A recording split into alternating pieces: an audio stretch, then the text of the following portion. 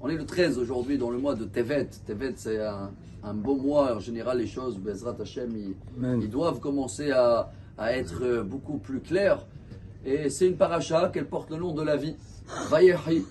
Alors, pour essayer de faire un résumé, excusez-moi que c'est personnel, c'est ce que je vais essayer de partager avec ma vie, ma famille, mes enfants. Je le partage avec ceux-là qui reçoivent la vidéo. Vayehi, c'est en valeur numérique 34, donc c'est 2 fois Tov. Il y a 2 messages pour moi de cette paracha qui sont des messages qui peuvent changer notre vie.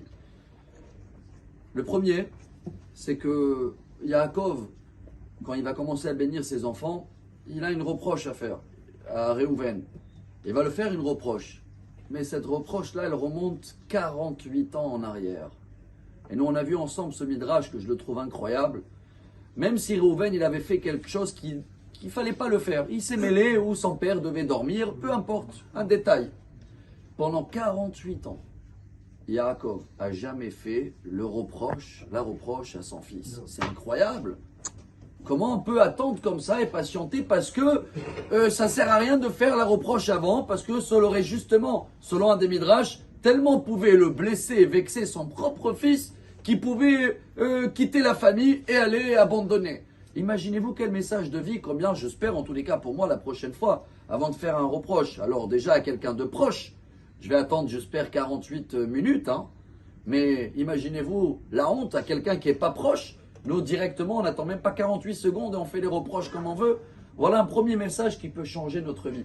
Ce travail, notre patience, c'est de savoir, même si les gens autour de nous, même les gens qu'on connaît, qu'ils ont fait quelque chose, un péché, mais nous, on apprend de Yaakov de savoir patienter. Le deuxième, il est royal aussi, Rabotai, c'est que Yaakov a quitté le monde dans cette paracha, mais il a vécu quand même les 17 ans meilleurs de sa vie en Égypte autour de sa famille, ses enfants, ses petits-enfants.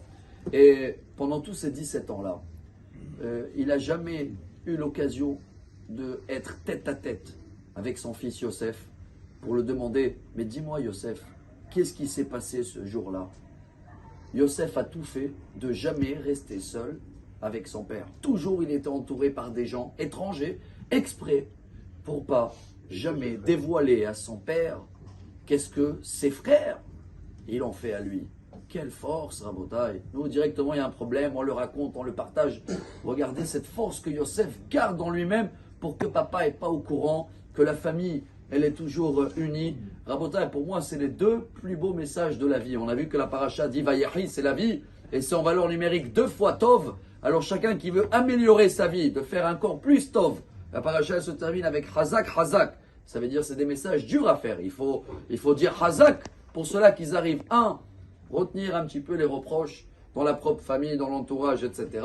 Et 2, savoir aussi éviter de parler de des choses qui peuvent faire des tensions dans la famille entre des amis, savoir les garder, savoir pas les dévoiler. Et dans ce cas-là, Bezrat Hashem, on va avoir un Shabbat royal et que notre vie, Vayechi, sera Bezrat Hashem, Patov, Paramaim Kitov. Shabbat Shalom Mevorach. Amar Rabbi Elazar, Amar Rabbi